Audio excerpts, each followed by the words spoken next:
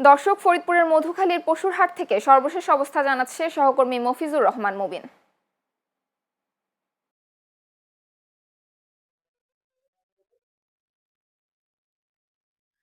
ধন্যবাদ জান্নাত। আ আমি এই মুহূর্তে আছি ফরিদপুরের অ্যা স পরমানন্দপুর পশুর হাটে। জান্নাত, আমি আপনাকে একটু জানিয়ে রাখি, মুসলমানদের যে বড় ধর্মীয় অনুষ্ঠান পবিত্র ঈদুল আজহা, আর এই ঈদুল আজহাকে সামনে রেখে মধুখালীতে মোট ৬ টি পশুর হাট কিন্তু প্রস্তুত রাখা হয়েছে।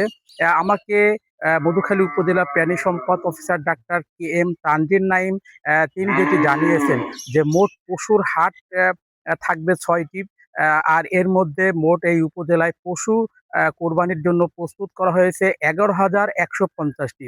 এর মধ্যে যদি আমরা একটু বলি, ষাঁড় থাকবে ৪,৫৪০টি, বলদ গরু ৪৩০, গাভী ৪৩৩ এবং মহিষ থাকবে ১৯, আর ভেড়া থাকবে মোট ৫১টি।